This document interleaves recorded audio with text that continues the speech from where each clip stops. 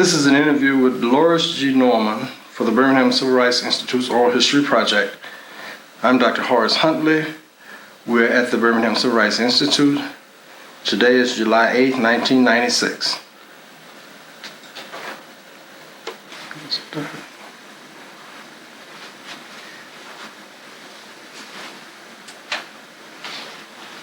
Good afternoon, Ms. Norman. Good afternoon. I want to thank you for taking time out of your schedule to come and talk with us about the movement today. It's a pleasure. Yes. I just want to start by asking you some general questions about your background. Tell me just a bit about your mother and father. Were they from Birmingham, both of them from Birmingham? Not original. My mother was, but my dad was originally from Selma, Alabama. From Selma? Right. Okay. And do you know how much schooling they had? They didn't have much, Mom. I think they both got to about the 8th grade. Uh-huh. Right. Now, your father, though, lived in Selma, but your mother was born and raised here. Right.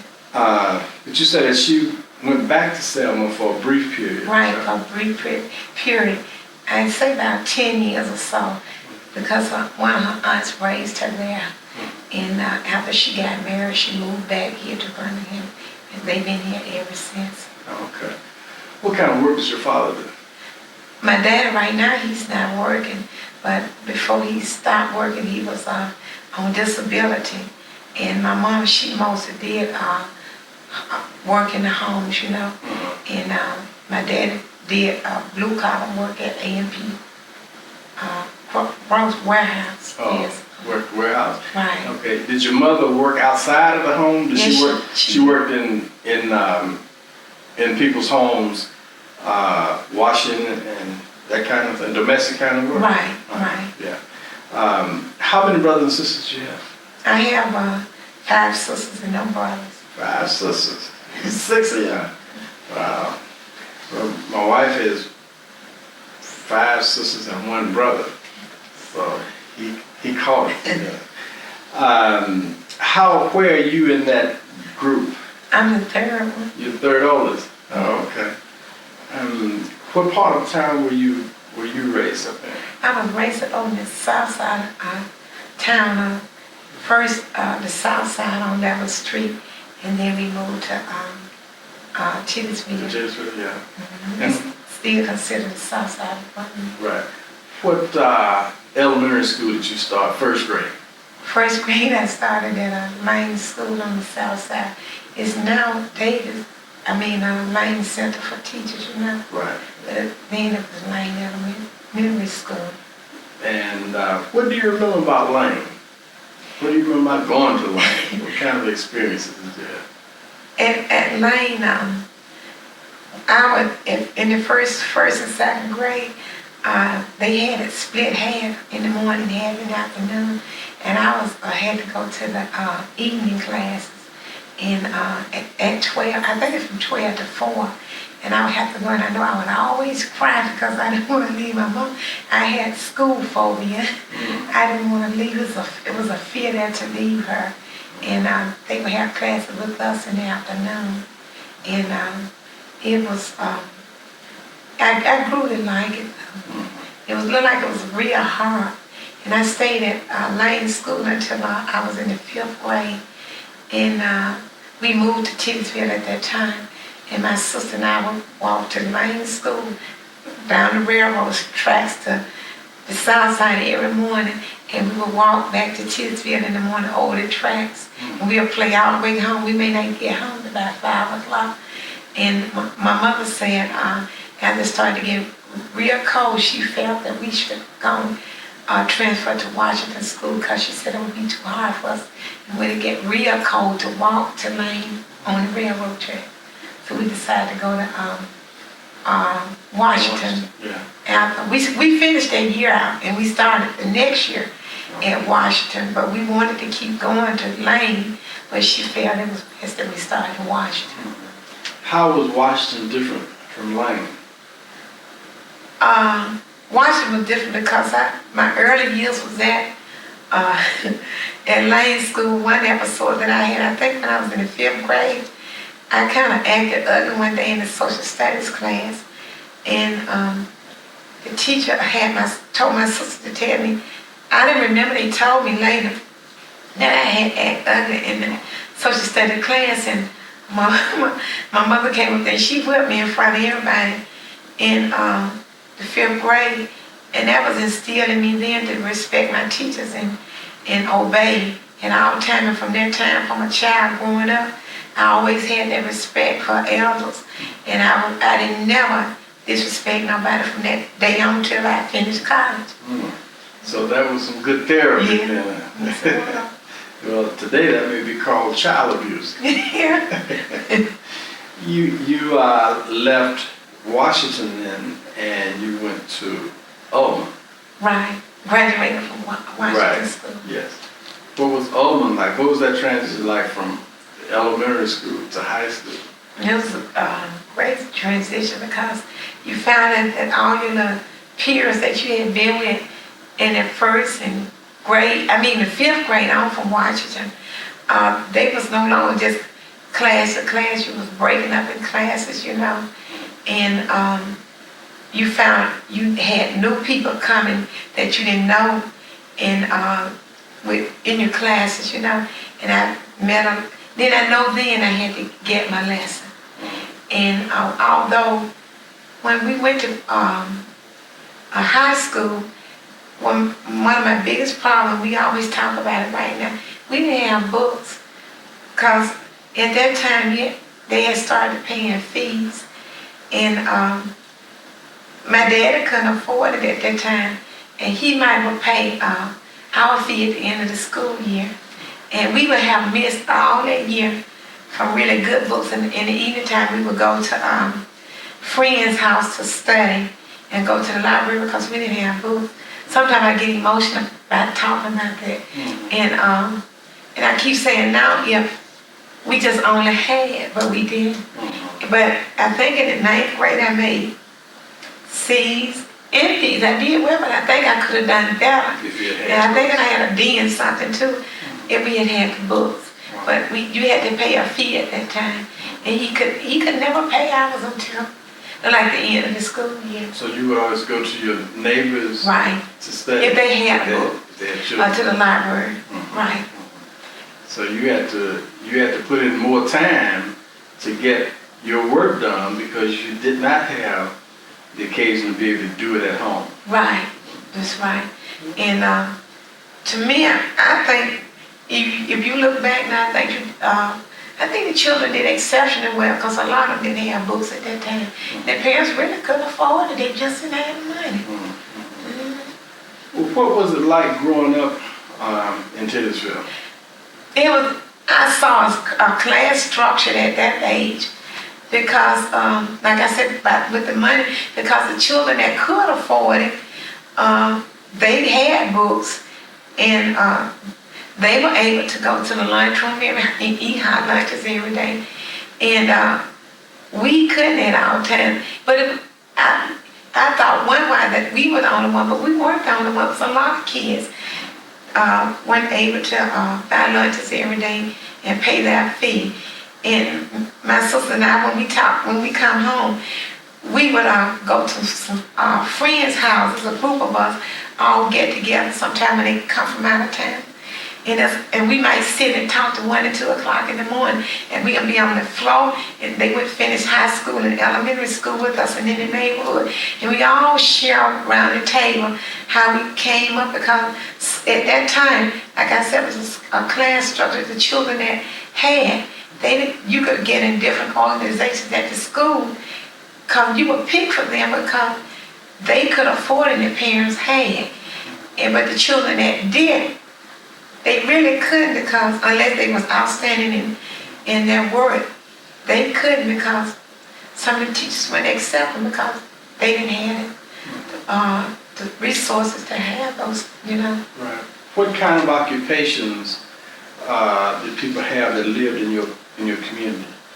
Most of them were just blue collar labor and domestic work, did domestic work. Were there any teachers or ministers? A few, maybe a block down, it might have been Miss Roby that worked in the civil rights. She lived about 2 blocks up the street from us.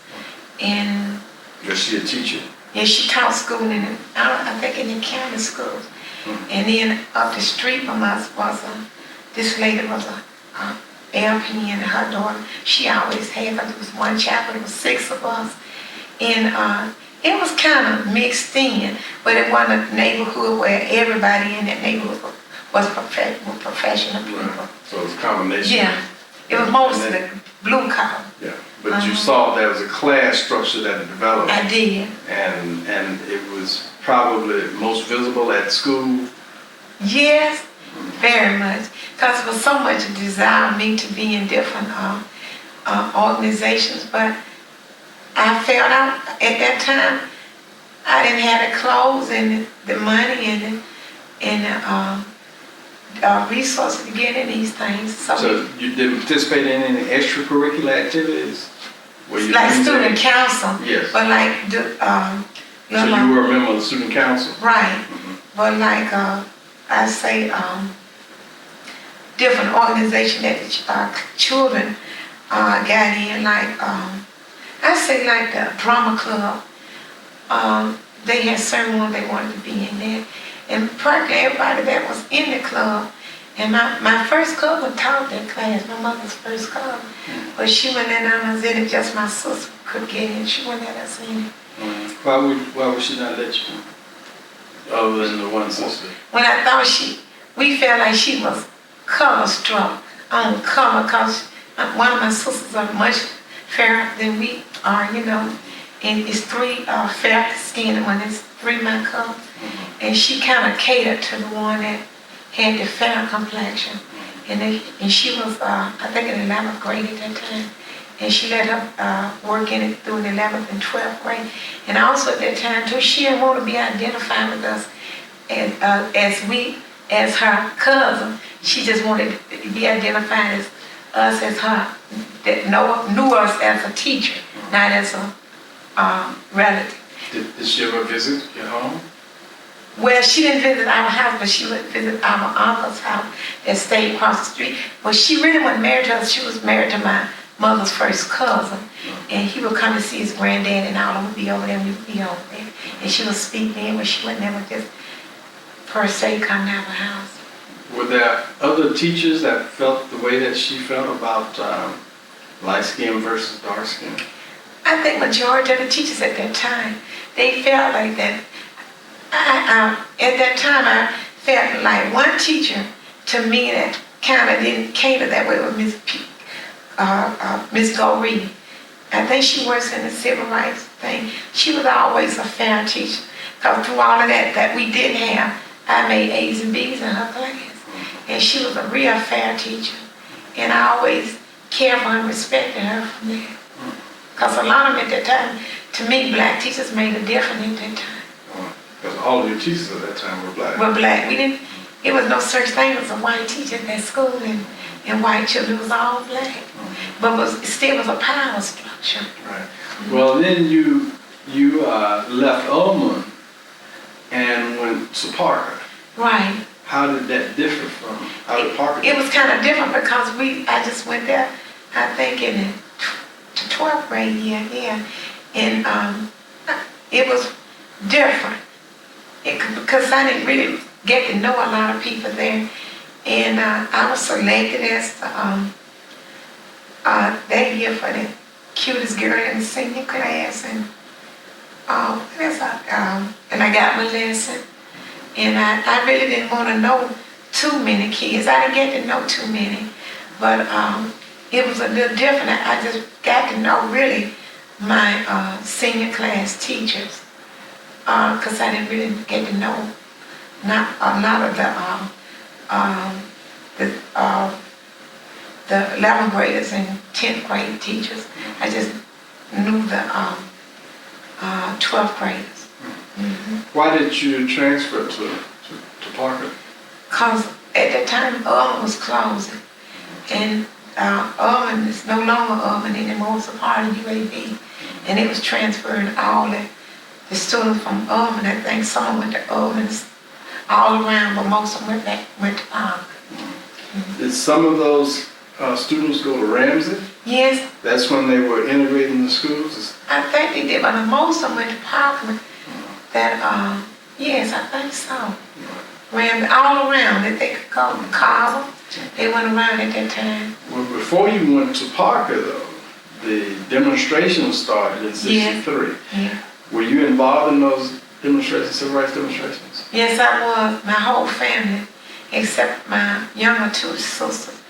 And my older sister, she did, but the three of us, the middle one, and one under me and one older than me, and me, myself, we all took part in the demonstrations. How did you get involved? We would go to the movements at night with my mom and my daddy. We mostly went every night, and my sister, she sang in the choir at that time. And we was just all involved at that time. We was just really wanted our freedom at that time. And because our church was so much of a part of it at that time. What church was that? That was New Pilgrim Baptist, and Reverend Smith was a part of it. And my daddy was on the deacon board, and my mother. And my sister sang in the choir, and I sang in the youth choir. And every night they would meet, we would mostly be there. And they had decided the schools were let out that week. I think it was during the year, I think it was 1960. 63, that April.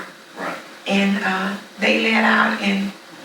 Did they let schools out? No, they didn't let us out. Okay. And I think the word went out that by 12 o'clock that day or something, it was a signal that I think that tall power made that all the society just walk out at a certain time, I think between 11 and 12 o'clock that day.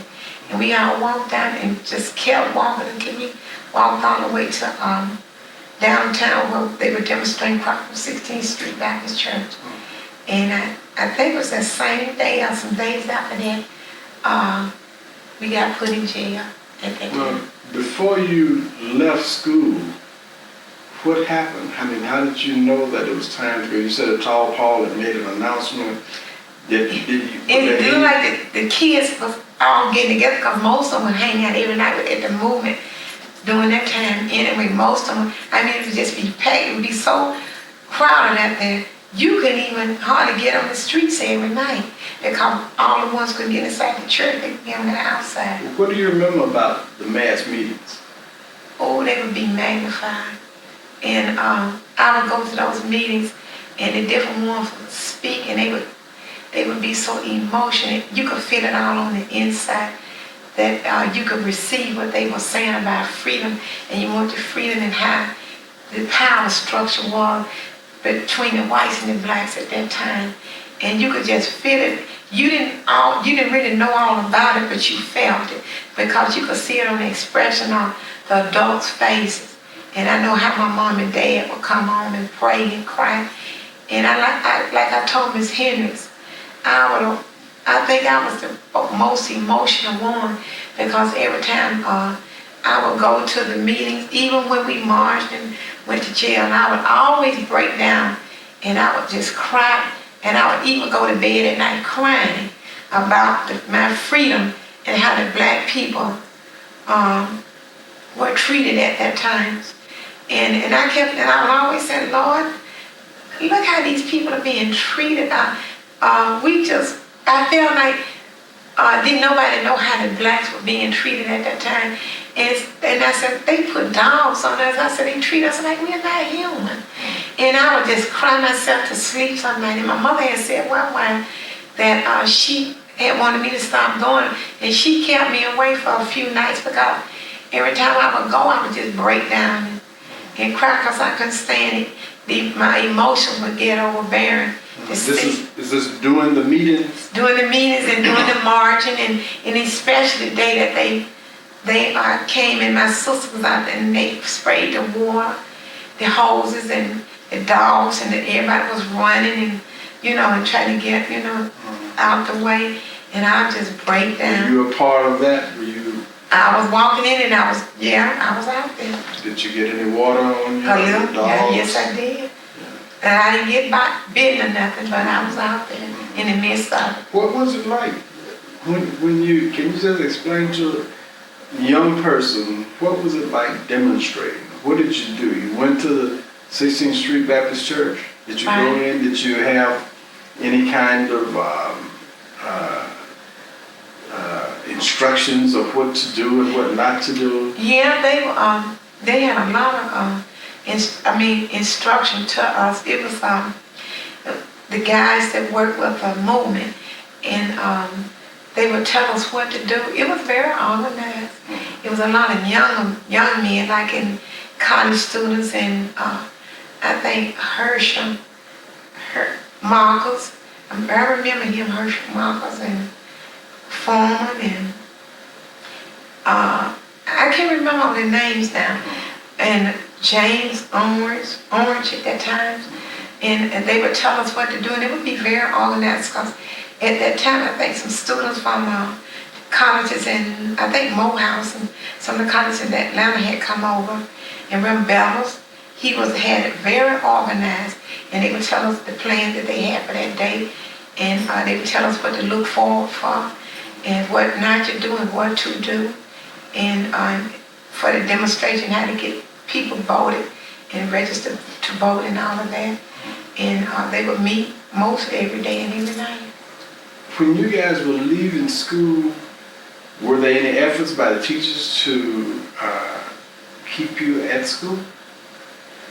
I think it was during the time, it might have been during lunch or something, but I think some had been told you couldn't do it, and some behind closed doors said, I'm with you, I'm going to do it, but we're not a part of it, we can't get a part of it.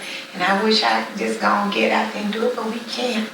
But we with y'all all the way, and when y'all leave, well, we're not going to know nothing about it, and we're not going to stop y'all, because you know what to do, just go on out the door and do it, And, but we with y'all all the way, but we can't do it.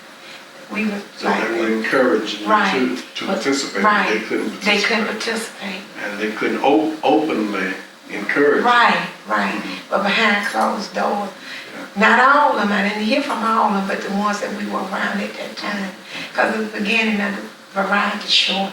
And we was on the variety show. And that teacher at that time, she was for it all the way. I think it was June Green. She was for it. Yeah. Well, when you arrive downtown, you're given instructions of what to do. Then you're leaving the church.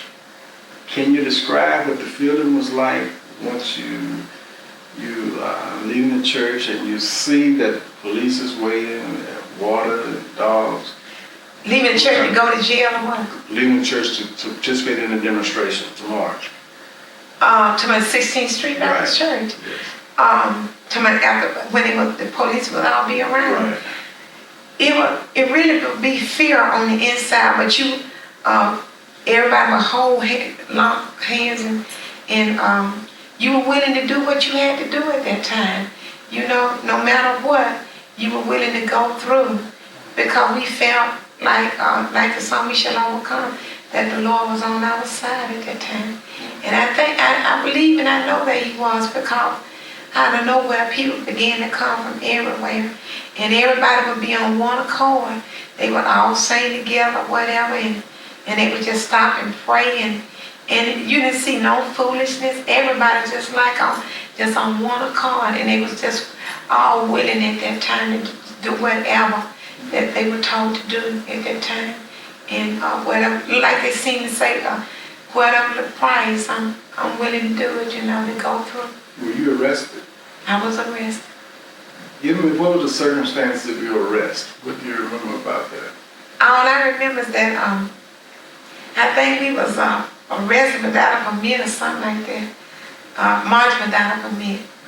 And it was so many of them. So many.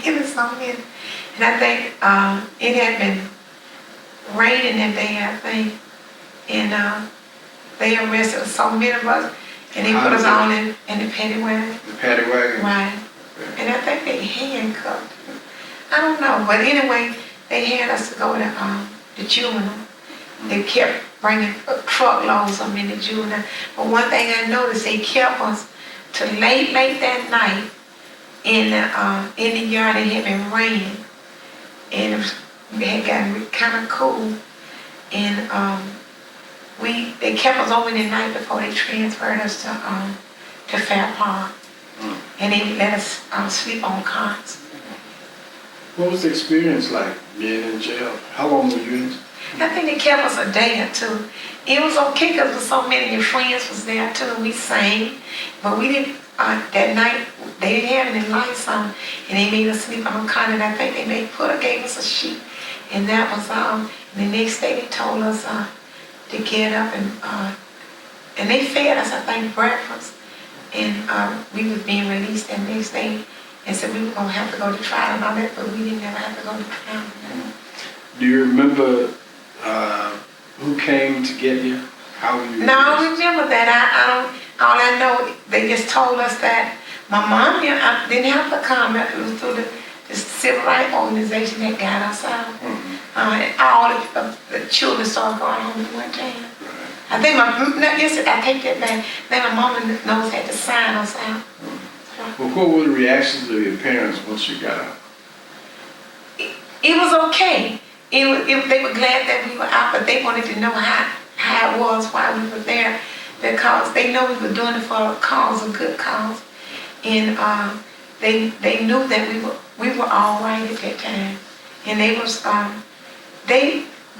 wouldn't say they were worried, but they were really just been out of shape because they knew why we were doing it and what we were doing it for. Have they encouraged you to? Yeah, they had encouraged us. How was your post reception like going back to school? I think we had been out of school. We stayed out of school more than 2 or 3 days. We was out of school about 2 weeks or so. And at first they said that we was gonna fail and we wasn't going to our same grade because we were gonna have to make them and everybody go to summer school. But I noticed all that was dismissed. They didn't ever say anything about it. And we didn't have no problem with the teachers or nothing. It looked like our grades were better, you know. Oh, is that right? Right. Mm-hmm. So the teachers then seemingly were, in fact, on your side. Right. They didn't. Getting the flag out when we went back. Did most of the students demonstrate? Most of them did. Half the school was out. And they didn't like they could do anything about it. What about those that didn't go? How were they treated? But they were kind of nonchalant and wanted to know what did we do, and we would just tell them all about it, you know. But I think we was out by 2 weeks, and because when we went back, it was in the second week or third week of May when we went back, and they wanted to know all about it. We would just sit down and talk about it, and all that summer we still was going to talking about it, you know, the whole summer. And they about the middle of that summer, that's when they was organized the March on Washington. Right. Mm-hmm. How active were your parents? Real active. I told you, they didn't miss a night. Real active. They was behind everything, 100%. My mother would cook and take things when they needed it. The finances that they had, they would give when they needed it. Sometimes I can remember all night long, my parents would just be up praying. And I remember one night that carload of white men came down my house and knocked on the door about 2 or 3 o'clock in the morning and harassed my family. What did they do? And they were looking for my sister. And I think we had some friends stayed over with us that night, some high school friends, and all of us was in the room, girls. And they knocked on the door. My mother's neighbor, they heard them when they were knocking. The neighbors heard? The neighbor heard. And I think when they knocked on the door, my dad called the neighbor on the other side and told on them to turn the front porch lights on. And they turned them on and they didn't come on the outside, but they all turned the lights on. And my dad, and they kind of shoved my dad and told them they were looking for Llewellyn, because her picture had been in the paper with those preachers. And they wanted her, and my dad said, she's not here. And they came and pulled the cover off of us and kind of harassed my mom and dad. and pushed him. And when they found out, I think she was still in jail. And they left when they showed my dad and all of that. And my dad and those encountered fear and intimidation for a good while. Because when he would go back to work, they would curse him and call him names and stuff after that when he would go back to work.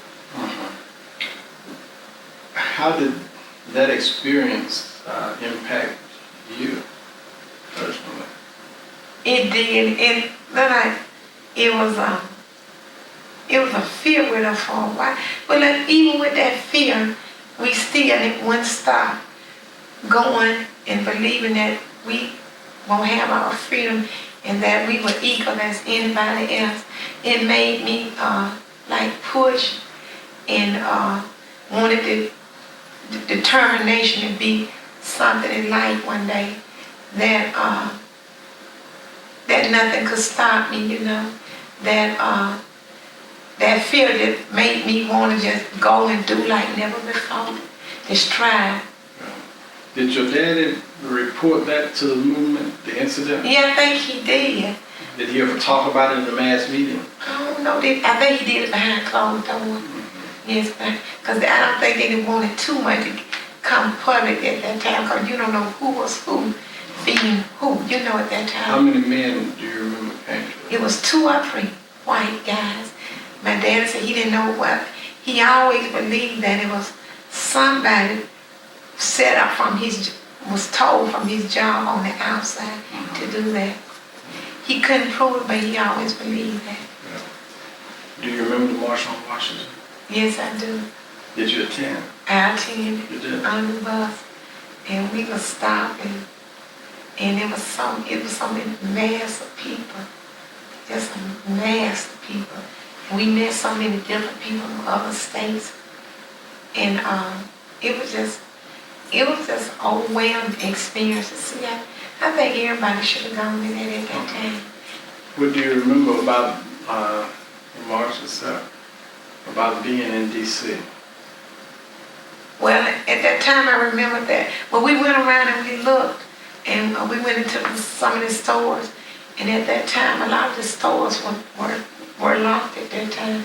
I guess because it was a mass of people that, you know, a lot of black. Well, it was some white, but more blacks. And we just really stayed that day, all that day. And they fed us, and they had it all organized. And we went around just in that block and looked at the stores, and it was so clean there in that area. Well, I mean, you didn't see nothing on the streets, and they're just real clean. And the people that we met, it was real friendly. And I remember Dr. King speaking, I have a dream, you know, it was real good. And that was always in my heart and my spirit, and it's still in me now that you'll go back on the red hills of Georgia, in the areas that you went, and that you won't be judged for the color of your skin or your character and what you've been doing on the inside. And that been instilled for me from the 9th or 10th grade until this very moment, from that day on, from Washington to this very moment. So Washington, that march, how many other members of your family went to it? I think I was the only one. Just me. My sister didn't go. Just me and some friends and some older people that went. And was you went on the watching bus? me. Right, we went on the bus, and we went up early that morning, and we had been told that there was a lot of encounters was happening to some of the buses that went to Washington. Some was burned, some was stopped by different people, vandalized while they were on the way. But we didn't have that experience while we were on the way to a van back in there. Do you remember the woman of 16th Street Baptist Church? Yes, I remember we was at church that morning, and it was a real odd day.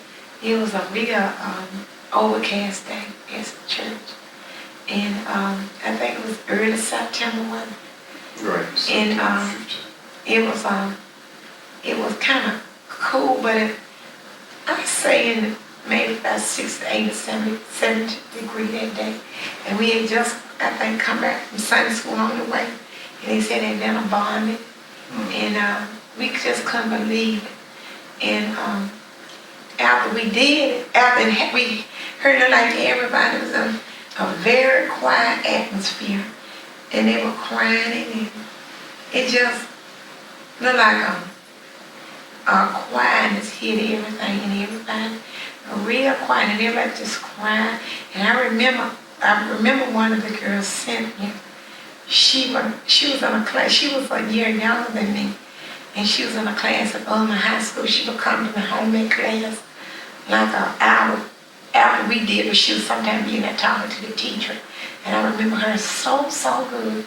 And that's all we did, even when we went back to school, just talking. The children cried about that situation. So, because it was like an unbelief that had happened, because we had been there for so long, every night, for so many days and weeks.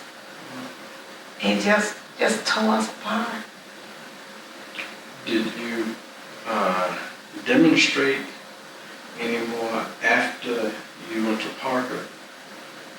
No, we didn't. I didn't demonstrate after that. Mm-hmm. And what did you do after? Well, first off, you said that Parker was a different situation than Yeah, because it was Almond. just ninth grade. Okay. 12th grade. Right. Yeah. Okay. So what did you do after Parker? I went to I got married and then I went on to college. Mm-hmm. I went to the junior college, Lawson State, and then I went on to UAB and finished. Mm-hmm. Okay, so you got married right after college and started your family, and then you decided to go on to school Right. a little bit later. Okay. Is there anything else that we didn't cover? You talked about a lot of things. You carried us. I'm sure your daughter has learned a lot that she didn't know. I tell her right now, she just came to me. I told Ms. Hendricks that I wish that they had maybe a year or two after that, they had a group to come back and ask the young people what impact it was on their lives, because it had a lot of had an impact on their life, because I told you it did something to me, because I after that I would cry about that all the time, and that would be on me. And after that I was determined. When I went to UAB, a lot of times I would be in classes, all white classes, and it didn't matter to me, because I knew who I was, at that time. And even now, I go back over there during the summer right now and take classes in foods. I like to take, a lot of different food classes. And I would be the only one in the class. The only black person? Only black black in the class. And whether they say anything to me or not, I don't care, because I know who I am. And I don't feel inferior. Even on my job, where they always say, Miss Norman is kind of to herself, and you don't just get up to her and just ask her anything. One thing, I'll grin if I don't have to grin, and I don't have to get to know you if I don't need to know you. And I'm a real friendly, sensitive, good-hearted person, but I don't have to have them for their approval of me. I don't have to have them, because I know who I am, and what I'm all about. And you are, what kind of work do you do? I teach in the Birmingham Public School, but I've been teaching 19 years. And we get ready to start our own Christian school, K4 through 6th grade. Well, I want to thank you for taking time out of your schedule to come and talk with us today. Well, I thank you. You really enlightened us, and we'd like to, at some point, if your sister's in town, we'd like to get and sit down and talk with you. I sure will.